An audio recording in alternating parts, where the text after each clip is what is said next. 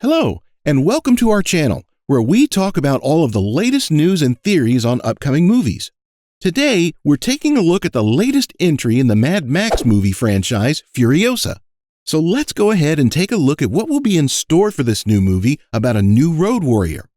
Before we begin, don't forget to like the video if you enjoyed the content and subscribe to the channel so you can get all the movie news. Who is Furiosa? Furiosa was the second main protagonist of the film Mad Max Fury Road.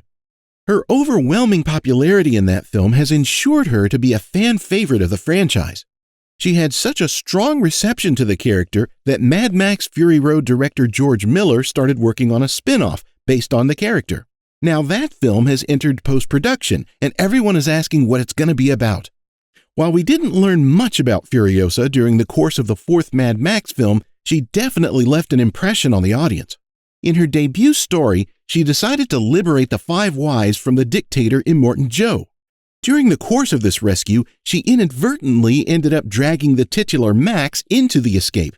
The two would eventually take on the dictator and defeat him, leaving her as the new ruler of his citadel.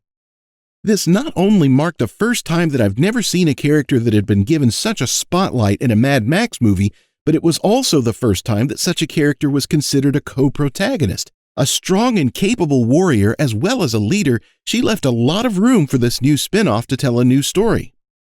What is Furiosa about? Furiosa has managed to keep many of its details under wraps during its production. Therefore, we only have a few official pieces of release news and teasers to go off of for this film. That having been said, they do at least give us a general idea of what we can expect in this film and from this character. Furiosa will be an origin story for the character, particularly following her tale from being a teenager all the way up to the warrior that we see in Fury Road. The official description reads that as the world fell, young Furiosa is snatched from the green place of many mothers and falls into the hands of a great biker horde led by the warlord Dementus. As this points out, she's kidnapped from the green place by the mad biker gang leader Dementus. From there, she'll undergo many struggles, eventually because of the conflict between Dementus and Immortan Joe. While all this is happening, she will always be planning a way to return home. The film will cover most of her backstory, possibly going right up to where it may just end before the last Mad Max film. Well, it will more than likely stop before then.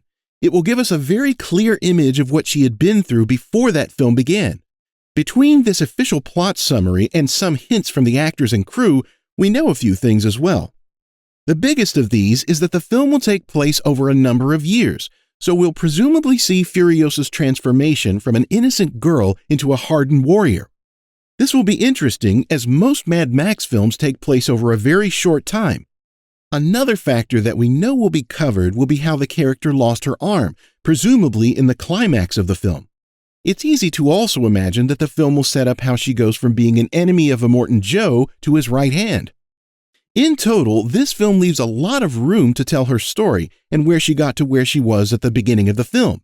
It will also be interesting to see if this film leaves enough development room for other films based around the character.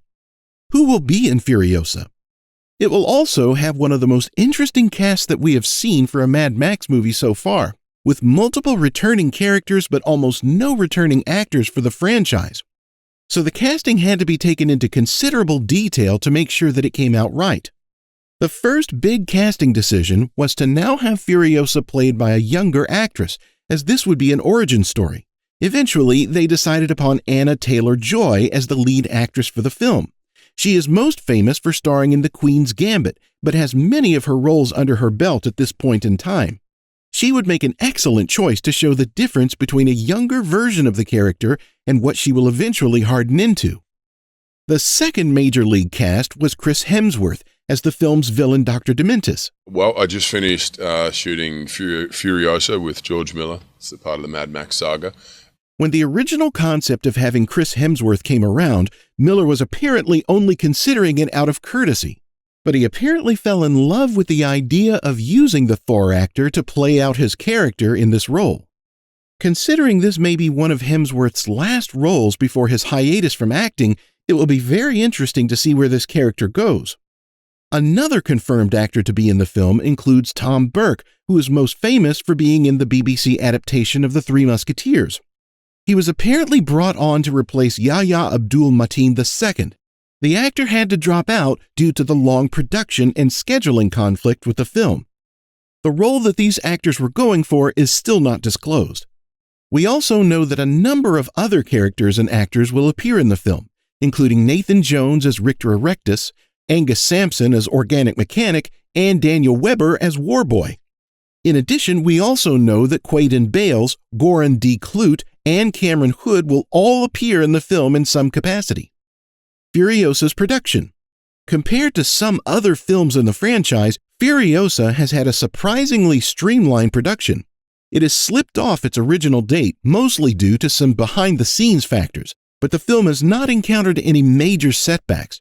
Because of this, it's going to have a release date of May 24th, 2024. One of the few production issues that happened to the film was mostly due to the decision related to casting. Miller had originally wanted Charlize Theron to come back to play Furiosa. As this was a prequel, however, it would require the use of digital de-aging technology, something that Miller was originally keen on. However, after looking at it to use in the film The Irishman, he decided that it wasn't quite ready yet and had to recast it for a younger actress. This did seem to cause a bit of friction, as Theron had also been keen on coming back and was not contacted by Joy when she got the part. This was initially a little awkward, but the two have since talked and everything appears to be fine moving forward. Beyond this, the thing that most affected the production of the film is the simple fact that Miller prefers to shoot on location with physical items and stunts. For a Mad Max movie, this means going out to the middle of the Australian desert and bringing a lot of cars that are going to get wrecked. This takes time and effort, and more than likely explains the slight slipping off of the original timetable. Will it tie in with the new Mad Max sequel? One of the big questions for this film from all Mad Max fans is how it will tie in with the upcoming Mad Max sequel entitled Mad Max: The Wasteland. As of the time of this video, Furiosa will have no part in the upcoming Mad Max sequel. This is an interesting choice on the director's part for several reasons. Not only is Furiosa an incredibly popular character within the franchise, this prequel is actually slated to fit perfectly within the time frame of the sequel. However, it was decided to not go forward with this character in the new film. This means that the film could either be a solo venture for Max again, or we're getting another new co-protagonist character. The decision has not been popular, and while there's still time for the film to change its mind, it seems unlikely. This doesn't necessarily mean that the prequel will be the end for the character, though. If this film does well enough, it would be very easy to see Furiosa brought back in another Mad Max film, or even get a spin-off franchise of her own. But we'll wait to see how well that goes down when this new film comes out.